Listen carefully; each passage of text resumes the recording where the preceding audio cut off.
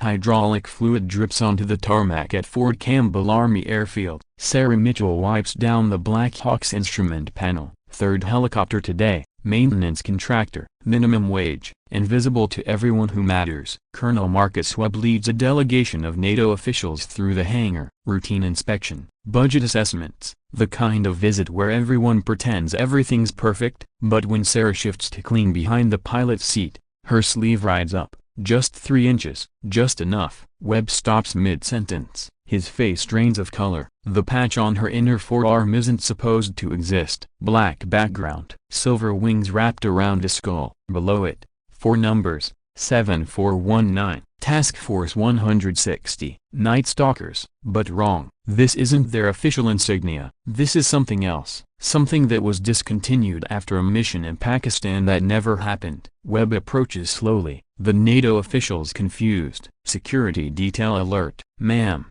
step away from the aircraft. Sarah doesn't look up. Keeps cleaning. Almost done, sir. 2 more minutes. Now, she finally meets his eyes. Calm. Empty. Like she's looking through him at something 1,000 yards away. Problem, Colonel? Webb's hand moves to his sidearm. Not drawing, just resting. That patch. Where did you get it? This. Sarah glances at her arm like she's seen it for the first time. Tattoo parlor in Clarksville. Thought it looked cool. Bullshit. The word echoes through the hangar. NATO officials exchanging glances. This isn't normal protocol. Webb pulls out his phone, shows her a classified photo. 6 operators in a Black Hawk over mountains. Faces blacked out except one, a woman. Same build, same posture. Operation Copper Green, Helmand Province.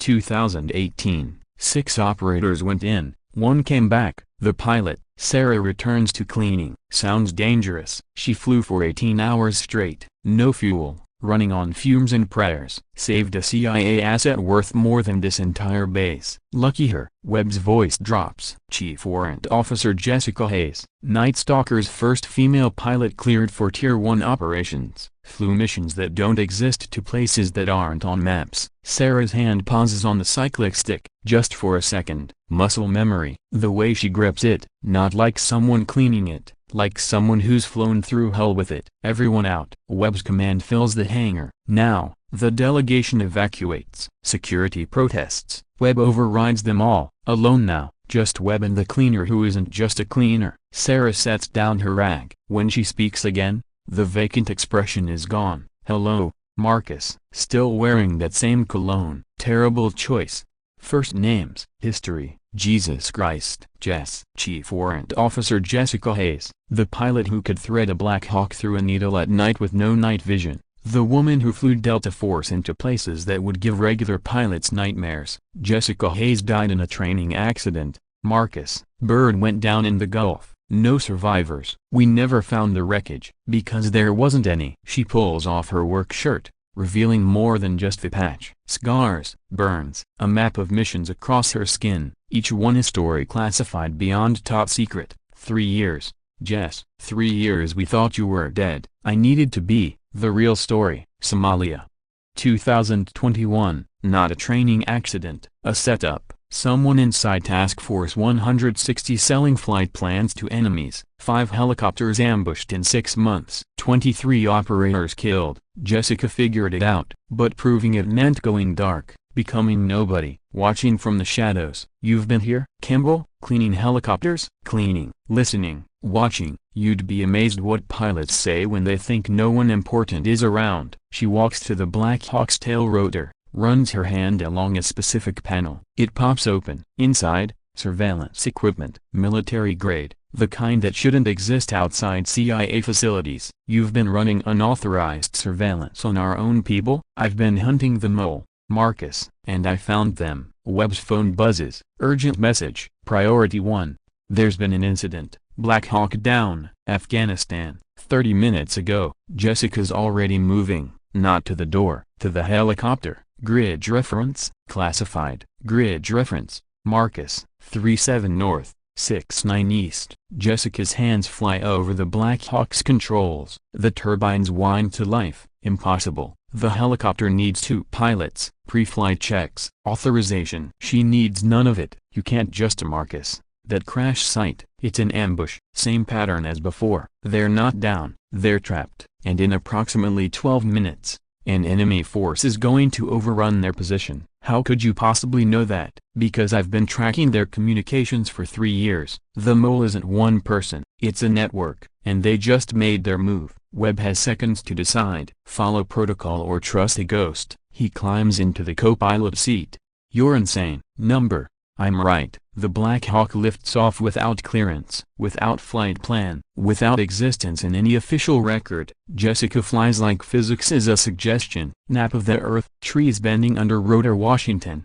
Speed that should tear the aircraft apart. Estimated flight time to Afghanistan. ISA. We're not going to Afghanistan, but the crash site is in Tennessee, 40 miles north. They're using false coordinates to throw off rescue. The real team is pinned down in a training area that's supposed to be empty. Webb's blood freezes. That's Fort Knox territory. Exactly. Whoever's behind this has access to our highest levels. The Black Hawk screams over Tennessee wilderness. Jessica's hands dance over controls with supernatural precision. No hesitation, no doubt. There, she points through the windscreen. Smoke rising from trees. A crashed Black Hawk. 4 survivors using it as cover, surrounded by figures that shouldn't be there. Those aren't Op 4. Those area mercenaries, paid to make it look like a training accident. Jessica doesn't wait for backup, doesn't call for authorization. She drops the Black Hawk into a diving attack run that would make Apache pilots nervous. The door guns she's not supposed to know how to operate come alive. Precise bursts, not killing,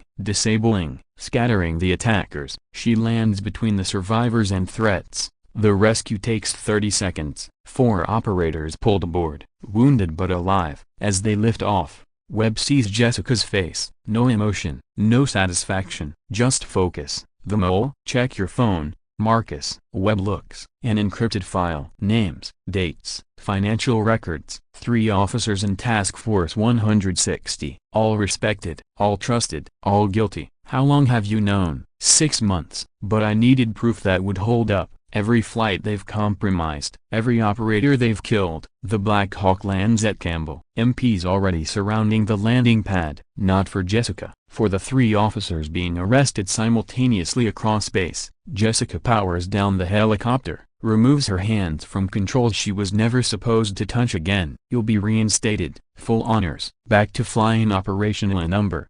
She climbs out, returns to her cleaning supplies. Jess, you just saved 4 lives, exposed a conspiracy. You're a hero. Heroes get medals. Marcus, get attention, get targeted. I'm more useful like this. She holds up her cleaning rag. Nobody watches the janitor. Nobody suspects the invisible woman wiping down $1 million aircraft. Webb watches her walk back to the hangar. Tomorrow she'll be there, cleaning, listening, protecting operators who'll never know she exists. 6 months later, Webb gets an encrypted message. No sender, just coordinates and a warning. Another threat, another save, another ghost mission from a pilot who chose obscurity over glory. Somewhere on an army base, Jessica Hayes pushes her cleaning cart between helicopters worth more than small cities. Her patch hidden under work clothes, her skills dormant until needed. The Night Stalker who flew into darkness and decided to stay there, because that's where she's needed most.